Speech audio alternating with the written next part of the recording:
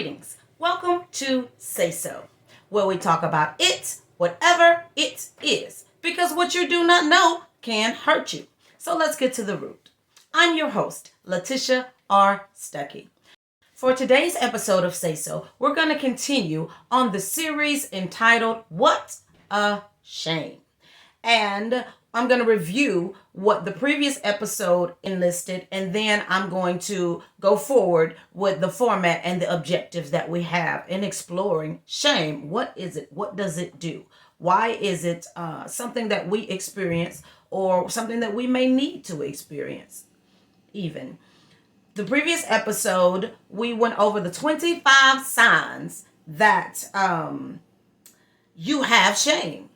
And we also were able to get to the end of the 9 examples of what shame is. And then we had to stop. So we're going to continue and try to power through because this is a lot of information. We're going to power through it. And I'll just touch on or pull out specific things. And if you have any questions at any time regarding any of the videos, you can definitely place your questions in the description below, and I will definitely look forward to interacting with you, answer your questions to the best of my ability, etc.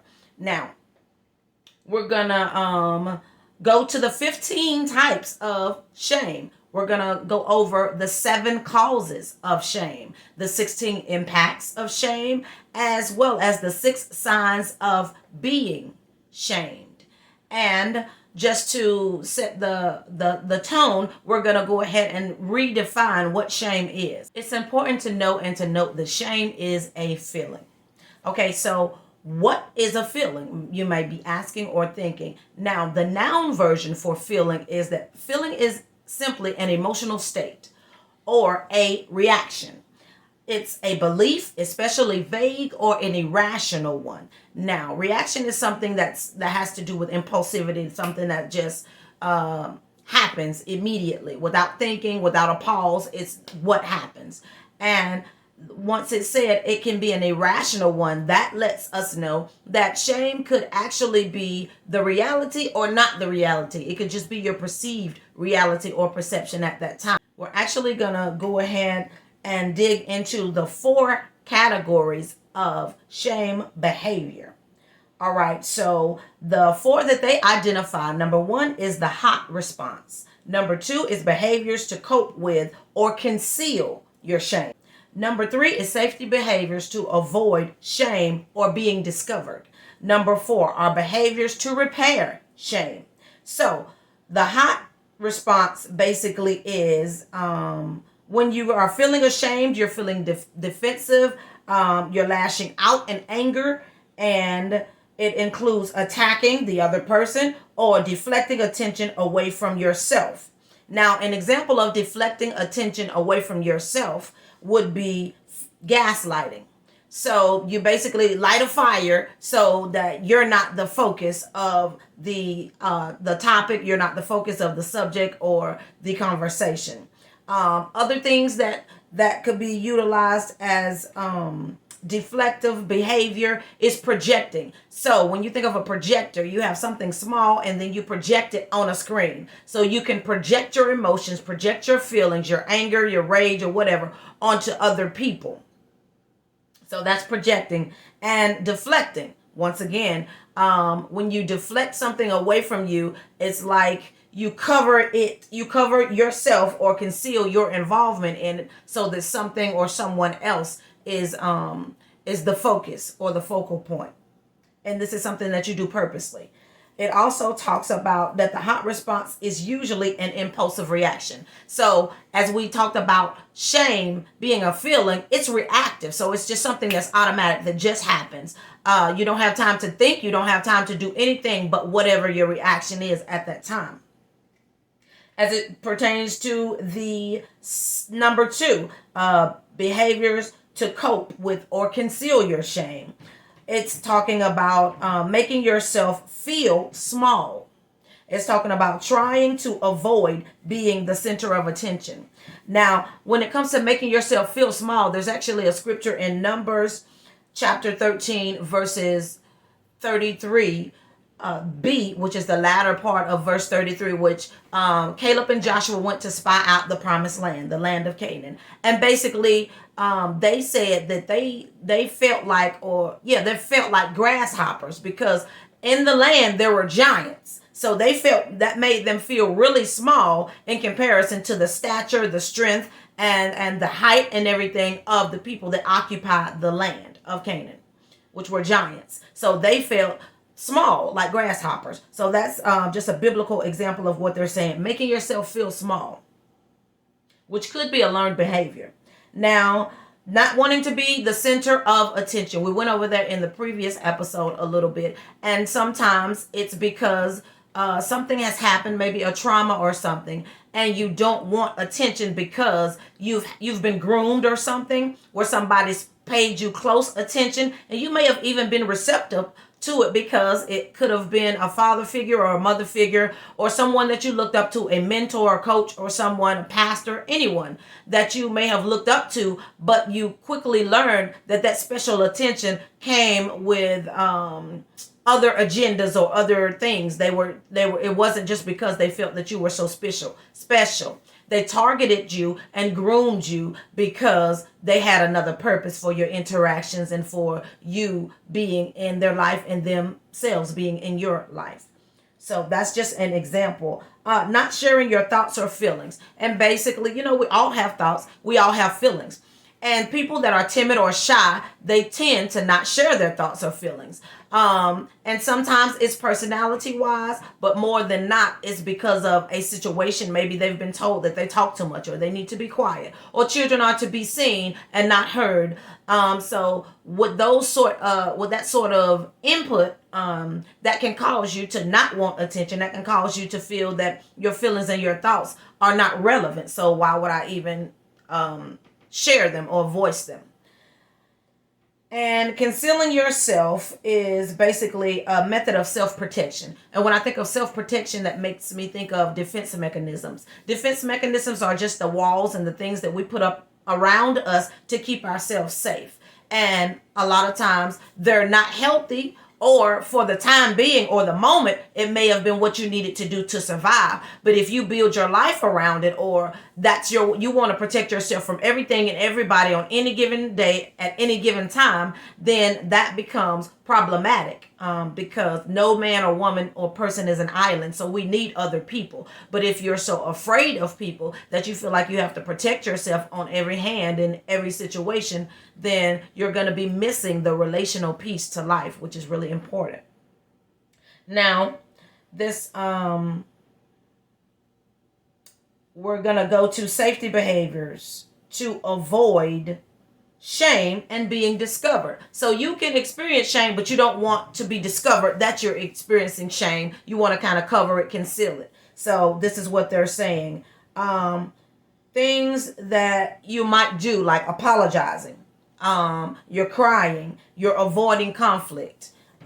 Sometimes deflecting or projecting can be crying, because if you cry, then everybody may look at you, everybody may want to comfort you, and they may actually have valid reasons for confronting you or giving you suggestions or offering you ways to change or look at things differently. But by you crying, that deflects attention away from what the core issue is, what the focus of the conversation was, onto, oh, did we hurt your feelings? What's wrong? Why are you crying? And things of that nature. So that could be a way to hide that you're feeling shame, because you may feel like I don't have to confront it if they're focusing on my emotional state. So that can be a part of manipulation as well. Avoiding contact. So you don't want to, let's say your friends confront you about something. You avoid contact. You're not answering their calls. You're not answering their texts. They may be genuinely trying to make sure that you're okay with everything. Make sure that they didn't hurt your feelings or offend you in some way. And you're avoiding contact at all costs because you're feeling ashamed, but you're projecting something else to them. Like you're projecting onto them as if it's their fault that you're feeling ashamed because of what they've confronted you about.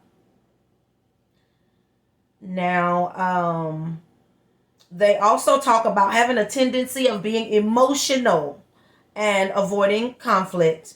And it's more likely you're more likely to engage in safety behaviors. Another set of examples of safety behaviors is the reaction to fight, flight, or freeze. And we have an entire series on that. I definitely would implore you to go back and look and see, because it's really a lot of information, and it's really good because typically when you're confronted with a stimulus or a trauma or something that is in front of you that is unavoidable, you're going to make one of those three things that's typically going to be your natural reaction. That's psychology plays a role in all of that.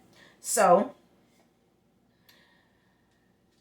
we're going to transition now to number 4, which is the final one, and it's behaviors to repair shame. So after you've experienced shame, you want to make it better, you want to mend it, then these are some things, this is how that might look for you. Doing things to soothe yourself or apologizing to others.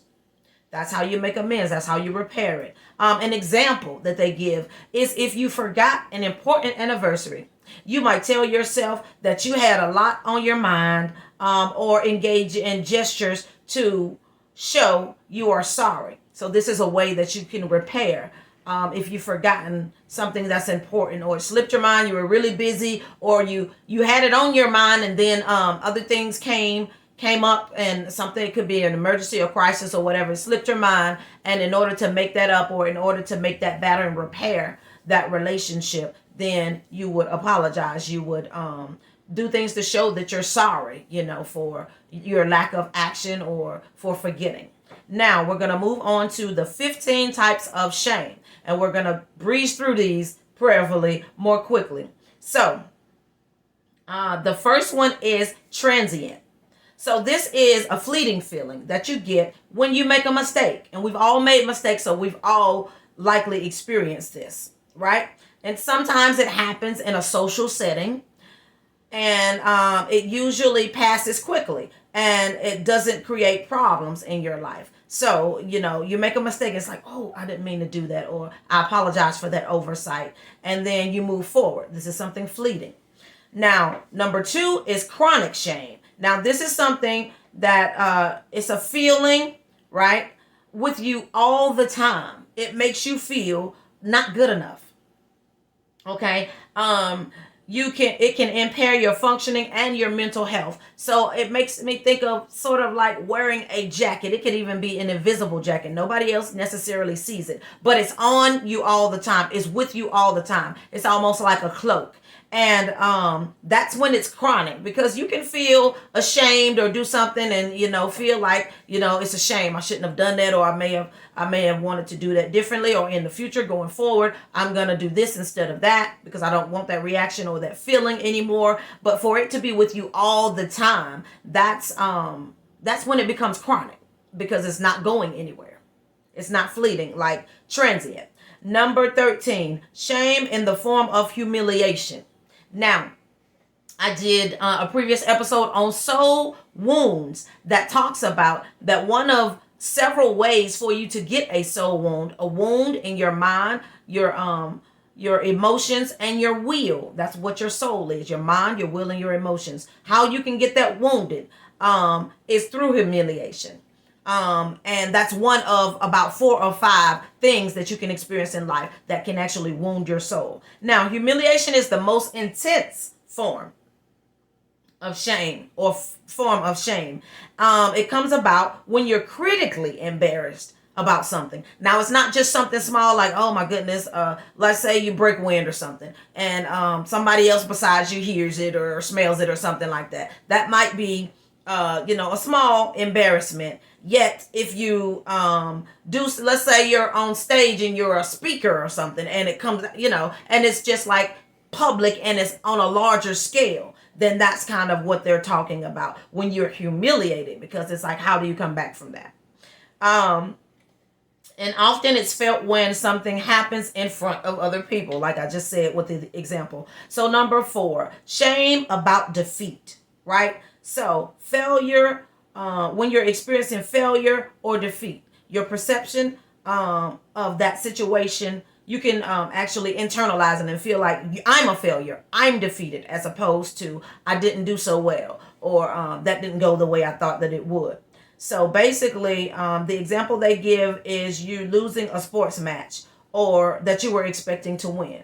Okay, you feeling shameful about that. I've seen in high school where the boys, the entire football team, and this is to the extreme, but like they're crying. So they're feeling shame because they're like, we should have beat them, or this team is sorry, or things of that nature. Now, if that from that game, if that shame continues to be on them, like I said, like a cloak, then it becomes chronic. But if they just feel that way, they may shed a few tears or whatever and then do something to celebrate or to make them feel better. So it's fairly fleeting, like transient, then all is well.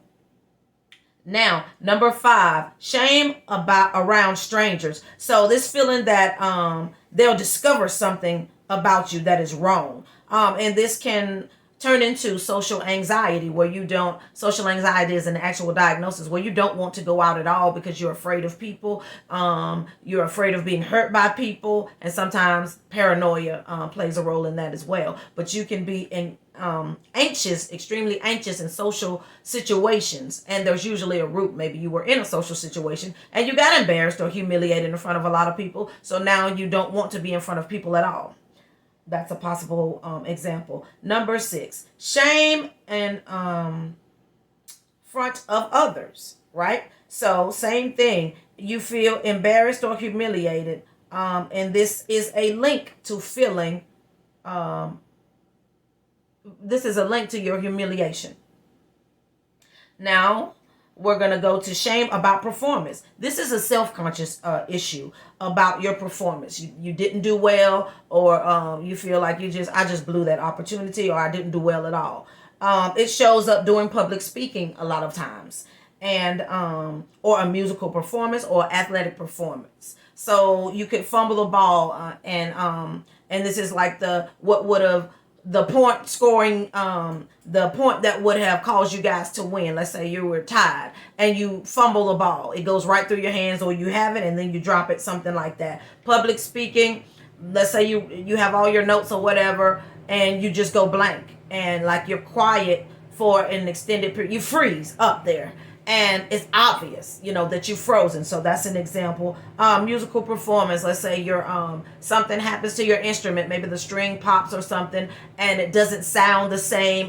And you kind of grit it and bear it through the musical performance. But overall that the performance was not as good as it could have been, or didn't go as well as it could have or should have. Shame about self. Now, this is a feeling, once again, that you are an inferior person. So not that you performed inferior, or you didn't do something to the best of your ability, or that you have a weakness in this area. It's you're inferior in the mindset. And it's the chronic type of shame with lasting effects. Because anytime you put something on yourself as you all the time, first of all, that's false. No matter what type of person you are, we all have strengths and we have weaknesses. So if you do something that not so well, or don't perform well, or whatever, that doesn't mean that is you. That doesn't mean that going forward you'll never ever perform well again. That doesn't mean that this is going to continue to happen to you every time you're in this setting or in this situation or circumstance. But it becomes chronic because in your mind it is you're ashamed, you're a failure, you're defeated. Like, it's not just this happened and caused me to feel this way. No, you internalize it until you become that thing in your mind. 9, shame related to unrequited love. Now, I define unrequited, and basically it's something that's not returned or not rewarded. So you're in love. It's like infatuation, or like a secret admirer. You're in love with this person, but they don't reciprocate it. And what if you come out to this person or tell them that about your undying love, and it's not reciprocated or returned, or no reward in some small way, then you can experience that sort of shame. Or not being enough for another person. So that makes me think of like when celebrities have stalkers and things of that nature, where in their mind they feel that I should be with this person, and of course that's not rewarded or returned because the famous person doesn't really know them and likely sees them as a star-crazed fan or whatever. So that's just an example of you not feeling like you're good enough for the other person. And some people have those sort of fantasies. They may have it about their pastor or a famous pastor or preacher or just a famous person where they don't feel good enough. And of course, that person is not going to requite or reciprocate that love because the feeling isn't mutual. Number 11, no, excuse me, 10. Number 10, shame related to unwanted exposure. So this goes back to public humiliation. It's one form of it anyway, and it can involve making a mistake in public or having someone point it out. Now you can make a mistake. Let's say you misspelled something on the slide, and you're trying to kind of continue to roll with the punches and continue with your presentation, yet somebody stands up and says, you don't know how to spell this word, or you misspelled that word, or whatever. Now, your response should be, thank you for the correction. Maybe you were rushing or whatever, or what have you, but it was a slight oversight, and I do apologize. So I will make that correction, and going forward, the presentation will be complete and without misspellings. Something like that. So your reaction or response has a lot to do with all of these, honestly, how you process it. Number 11 is related to disappointment or failure. Now, this happens when the expectations are not met. Okay, so you fail at something, and it's closely linked to shame about defeat. So a lot of these piggyback on one another. So you may have one or both or more. They kind of seem to pile on and build on one another. Number 12, shame related to exclusion. So basically being excluded. They didn't include you. They did not invite you. You may feel like you're not liked. You may feel like you don't belong. You may feel weird. You may feel awkward. Like, why can't I be invited? Why can't I go? Why don't they like me? Why don't they accept me? And why don't they approve of me? Things of that nature. And it's basically surrounding being left out. And a lot of elementary school or school age kids feel this, where they don't feel like they fit. They feel weird. They feel awkward because they are not invited to certain things or included. So that's exclusion. And this type is also common in social anxiety. So that could be a reason why they don't want to go out in public, because they don't feel like they fit anyway, and they don't feel like they'll be included. So they don't feel like they'll have anywhere to sit or anybody to talk to, because they don't know the people, or the people don't know them, or they fear they'll be mean to them or reject them or something of that nature. Number 13, internalized shame. It refers to shame that has been turned inward, right? A lot of these people who have experienced childhood abuse internalize their shame. Feelings of being unworthy or a feeling of shame related to their abuse. So honestly, that's a layered issue, but that's the thing, internalizing your shame. Toxic shame, number 14, is similar to internalized shame. It involves the notion that there is inherently something wrong with you on the inside, right? So part of it can become or be perceived as part of your core identity rather than a transit state. Anything transient is fleeting.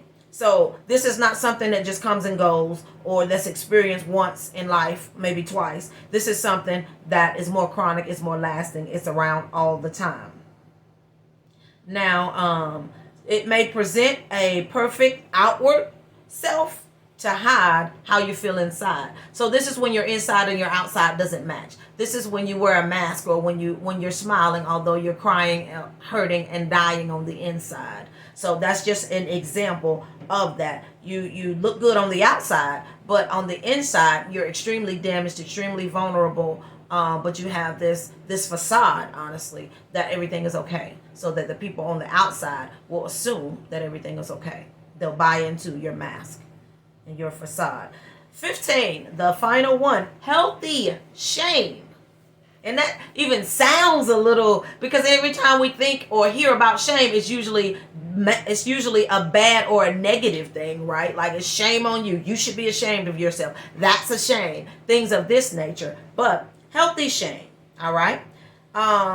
It can and does exist. All right? So it can be healthy when it causes you to have humility, when it allows you to laugh at yourself, Like, I'm ashamed I even did that.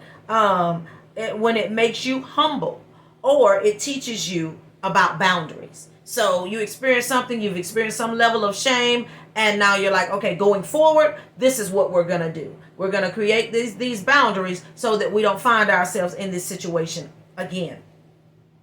Now, without at least a little bit of shame, they say, people would have no way to manage how they behave and how their behavior affects others. So basically, not caring. You can do whatever you want. You can say whatever you want. You can hurt people. You can violate people. You can do whatever, and there's no shame. That's what they say. You have no shame about yourself or whatever. So yeah, it's just like, it's my world, and I do what I want. I say what I want. I act the way I want. I behave the way I want. So we're going to move to the 7 causes of shame. And some of these causes, once again, stem from the transit or the fleeting feeling, right? And others stem from or have originated in childhood or come from childhood, right? So, in addition, sometimes mental health concerns can create shame and in and of themselves. So cause you to feel ashamed that you are bipolar, or ashamed that you take medication, or ashamed that you see a therapist or a Christian counselor, or whatever your regiment is. So that's just an example. Now, number 1, childhood trauma or neglect. So this is a cause of shame. Number 2, any mental health disorder that involves self-criticism or judgment. For example, social anxiety disorder. But there are many disorders that is found in the DSM, which is basically a book that categorizes different symptoms, and they match them to disorders, diseases, afflictions, what have you. Now, number 3 is not living up to overly high standards that you set for yourself. And a lot of times when people set high standards for themselves, like they said, it started in childhood. Their parents may have said, you can't get less than an A. You need to be on straight A honor roll, or AB honor roll. You can't get a C or whatever, and which is unrealistic, because we all have strengths and weaknesses, and math may not be your subject or your best subject. Science may not be your best subject. You might just have to grit it and bear it and get through it, but it just may not click for you. So that's just an example. But then that child grows up and they have overly high standards for themselves as well. So it becomes abnormal, because it was abnormal in childhood and unrealistic now, because that's what you've been taught, what you've told yourself, and how you feel people will accept you best than for yourself. Oh, I have to do this and I have to do that, and you stress yourself out. And this also leads into perfectionism. Now, number 4, feeling as though your flaws or inadequacies will be revealed. So that's that undercoverness, that's that wanting to conceal, wanting to hide. You don't want to be discovered. Being a victim of bullying. And as we're going through these, are you someone you know and love, or just know of? Maybe somebody at your child's school, maybe somebody that's on their sports team, whatever. Are any of these experiences that you've had? And if so, then you could have some internalized shame. You could have some externalized shame. Shame could be a contributing factor in some things that you have experienced, are experiencing, or maybe will experience in the future. So definitely self-evaluate. Definitely take evaluation. And number 6, expectations that are not being met or experiencing failure. And a lot of this sounds like it's just basically repeated, or a lot of it is so close together and so similar. Like I said, it builds on one another. Number 7, rejection from others or a weakening of a relationship. So if somebody rejects you, or if this used to be your best friend and now you're just associates for whatever reason, there was a fallout or things just changed. And so that can also cause shame. Now, it's important to note that infants experience shame naturally without ever learning this feeling. So the fact that we have that shame is a feeling means that it has some bearing, like it's needed in some way, right? So the shame response is very natural and it's normal. When it becomes extreme, then it's problematic. We're gonna go over the 6 impacts of shame. All right, so potential negative impacts that you might have experienced shame, or that you might experience shame, is number 1, it makes you feel like you're flawed or something is wrong with you. As we said, it can lead to social withdrawal. You don't want to be around people. You want to stay to yourself. Number 3, it can lead to addictions. Examples of addictions given: alcohol, drug use, spending, and sex. It can also be gambling, and things of that nature as well. Criminal behavior, sometimes that becomes an addiction. Will I get caught? When I get caught, okay, there's a consequence, but can I recalibrate it so next time I won't get caught? Things of that nature. Addictive behaviors. Number 4 is it can cause you to become defensive and shame others in return. And that makes me think of bullying, because a lot of times with bullying, we look at the person being bullied, but hurt people hurt people, and healed people heal people. So, as I put in my book, so bullies are hurting and they're just deflecting, they're gaslighting, because I don't want you to see that I'm hurting, so I'm going to point to this person and put them in the spotlight and try to hurt them. So that's an example. Being defensive and causing shame to others. Now, number 5, it may lead to, and number 5 says it may lead to bullying others if you've been bullied. So you go from being victimized to being the victimizer. And number 6, it may cause an inflated ego to hide the belief that you don't have value. So you may have to do everything big. You may have to have the best car. You may have to have name brand. You may have to have the best of any and everything, because it makes you feel good. It makes you feel valued to have name brand everything. It makes you feel valued to have a car that's extremely expensive and things of that nature. But that's to cover the fact that you don't feel value or find value within yourself. So all of these external things make you feel value, or helps you to feel that void when they really don't, and they can't.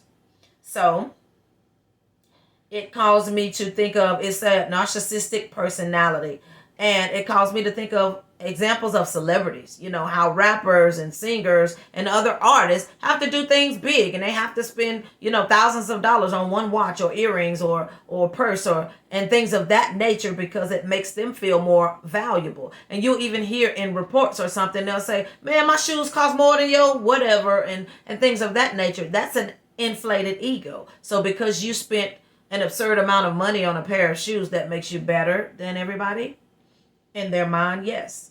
Number 7, it may lead to physical health problems. So carrying and internalizing shame and wearing that cloak on a regular, consistent basis can cause physical problems, physical health problems. Now, also can relate to depression and sadness when it's continued. You're feeling shame about yourself, about something that happened to you, about something that happened with you, about something that maybe you witnessed, and things of that nature. So, number 9, it may leave you feeling empty, loneliness, and worn out. So just emotionally distraught, emotionally drained. Number 10, it may lead you to low self-esteem. Number 11, it may be harder for you to trust other people, because when someone has hurt you, then you may measure everyone else by that same ruler, or see everyone else in that light of having the potential to hurt you. Number 12, it may be harder for you to be in therapy or to stop feeling as though you are being judged. So you may be extremely sensitive if something like you can't even receive constructive criticism because from someone that loves you and that delicately tried to put it together with tact so that they don't offend you, but you get offended anyway simply because you're extremely sensitive, and you always feel like you're being judged even when you're not. Number 13, we're going to get to 16 and then we'll continue with another the third and final portion of the series. Now, number 13. This may lead, one impact of shame is that it may lead to perfectionism or overachievement to try to counteract your feelings of shame. So you're feeling shameful, but on the outside you overperform, you do everything right, you, like they say, cross all your T's and dot all your I's. And it's to hide the shame. Now, number 14, it may cause you to engage in people pleasing. You want everybody to like you. You want to be loved. So you're going to do everything within your power to make others happy, when a lot of times it's at your own expense. You're unhappy because you're doing so much outwardly to make other people happy, but you're inwardly unhappy. Number 15, it may cause you to avoid talking because you are afraid to say the wrong thing. And that's another example of walking on eggshells. I'll just say nothing, because if I say nothing, then they won't know that I don't really know, or I don't care, or I'm really not here mentally. I'm here physically, but I'm really not listening, or whatever. And people can even ask you, what's your opinion? What are your thoughts? And you just, I'm good, nothing. I don't have anything to say. I'm okay. And number 16, it may cause compulsive and excessive behaviors. The example they give: dieting, overworking. So that's where the workaholism comes in. Excessive cleaning. OCD, obsessional compulsive disorder, where you have to clean everything every day. Clean the same things. You have to mop, you have to sweep, you have to bleach, you have to wash everything down. So it becomes compulsive. Or having too high standards in general. So it's unattainable for anybody, including yourself, but this is your standard. This is your story, and you're sticking to it. So it's important to know that most of the impacts of shame, they lead to the above listed behaviors that create a vicious cycle. And you feel shame, which causes you to engage in one of any of these 16 behaviors that can lead to more feelings of shame as a result. It's like the snowball effect. Or these behaviors can be detrimental in and of themselves, individually and especially collectively, creating potential physical and mental health problems of their own. So it's kind of like it takes on a life of its own. It starts off as something small, and then it builds. The more you think about it, the more you rehearse it, the more you internalize it. Now it's not that I failed, or I didn't do something so well, or perform as well as I expected. Now I'm a failure. Now I'm defeated. Now I'm never going to be anything. Now I'm not enough. When you become something that was actually temporary, that lots of people experience. So I want you to remember that God, and only God, has the final say-so about where you have been, where you are now, and where you are going. You are simply in the process of becoming who and what God created, ordained, purposed, and called and created you to be. Until next time, miracles and blessings today and every day.